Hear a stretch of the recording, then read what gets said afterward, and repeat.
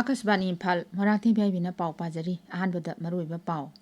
Sangai Festival lising ani kunmanga miyamna sagatpinaba Rajyagi Chief Secretary Dr. Punit Kumar Goyalna appeal tawri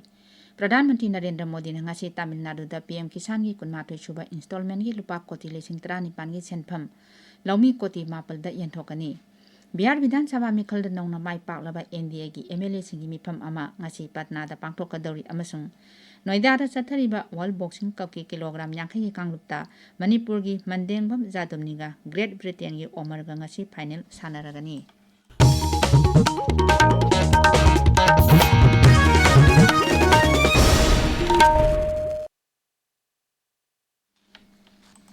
Thasiki kunmathori kunthra phawa pangthokadoriba Sangai Festival lising ani kunmanga miyamna sagatpinaba Rajyagi Chief Secretary Dr. Punit Kumar Goyalna appeal tawri Chief Secretary na ngarang numidang thadorakpa cherol amada hai Sangai Festival asida Manipur gi inak khulaba kala sanskriti kaya utkadoribani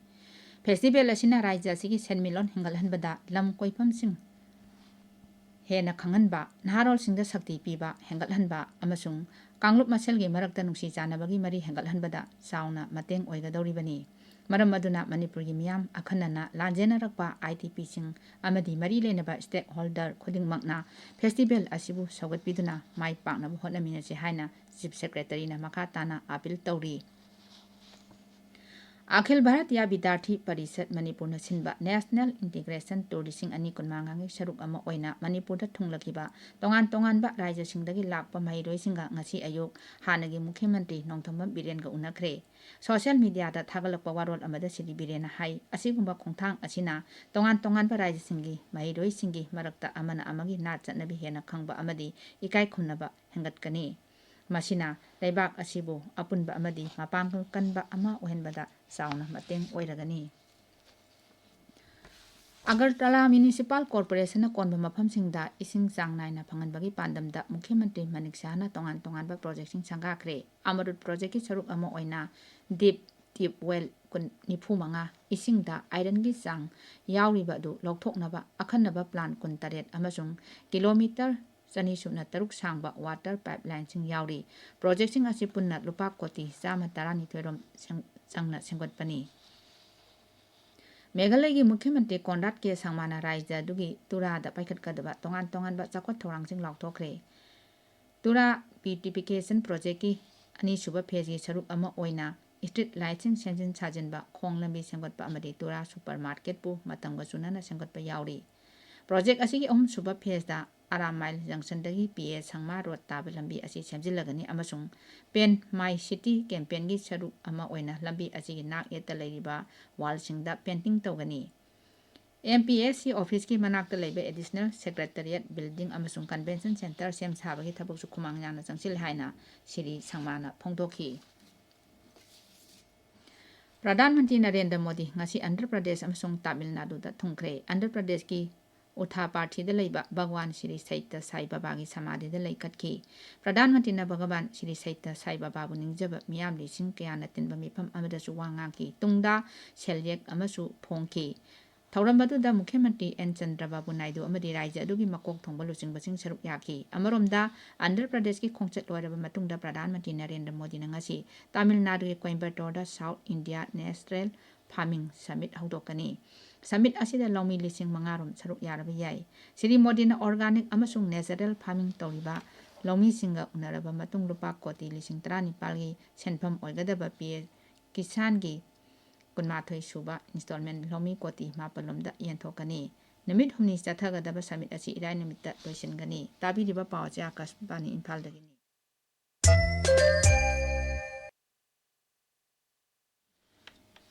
Bihar Vidhan Sabha Mikhal da nauna mai paklaba NDA gi MLA singi mifam mangasi Patna da pangthokadori mifam aduda apunba MLA Sani subna ani manungda BJP Janata Dal United Jana Shakti Party Ramvilas Hindustani Awam Morcha amasung Rashtriya Lok Morcha gi miusing yauri mifam aduna NDA ga mapang oiriba dol singi lusingba khannanabagi mifam ama oigadoribani Masigidamak BJP Parliamentary Board na Uttar Pradesh ki Upa Mukhyamantri Kshetrimayum BJP Legislature Party ki Luchingbasingi Observer oina hapkre masigi mathakta Kendra gi Mantri Arjun Ram Meghawal amasung Hanagi Kendra gi Mantri Sadbhi Niranjan Jyotibu co-observer oina khankre anoba mantri mandal sagol sen numita patnagi Gandhi maidanda wasak lawbagi thauram aduda Pradhan Mantri Narendra Modi amasung NDA gi makong thongba lusing saruk yaraba yai Yangkai Taruk Suba International Film Festival of India Lising Ani Kunmanga Hayengdagi Gawada Horagani Film Festival Asida Tongan ba Raija Marpudagi Lakwa Delegate Singna Saruk Yagani Festival Asida Bharat Namasung Mapandai Baki Film Sani Mudra Utkani Namit Nipani Gawagi Tongan ba Mapam Mangada Satagada Festival Asida Filmmaker Singna Makoina Potok Suba Film Singbo Malimgi Miam da Utokpagi Tanza Piragani Festival Asigi Saruk Ama Oina Workshop Master Class Amsung Film Bazaar Market Singsu Yauri Manipur State Film Development Society gi Miyoi Marina Saba Mihur Kambu Ama Festival Asida Saruk Yarugani Kendra gi Ports Shipping Amasung Waterways Mantri Sarvananda Sonowal Amadi Delhi gi Uparajapal Binoy Kumar Saksenana Lujingba Mihur Kambu Amana Ngarang Boat Tourism Amasung Ferry Infrastructure Development Project ki matangda khanakre New Delhi da pangthokpa mifam aduna project asigi matangda amuk hanna kupna khanarabai matungda Siri Sonawal na hai sarkar na paikhaliba khongthang asina isingi lambi sing anoba mongda senggo sagatpa amadi tung koina chatnaba yahanaba hotnabada ahenba mieng thamli mangna hai akoibagi khalda akaiba piroida mongda Jamuna turela paikhat kadoriba cruise tourism asi mai paklabadi anoba mayol amada lakpa ngamgani project asina niti niyom chumna akoibagi khal ngakna paikhatpa ngamlabadi aikhoigi isingi lambida lalon itek tobagi thabak hena khumang chauksin badana tana lebak asigi konung Delhi da lamkoiba kayagi puning jingna ngamgadoribani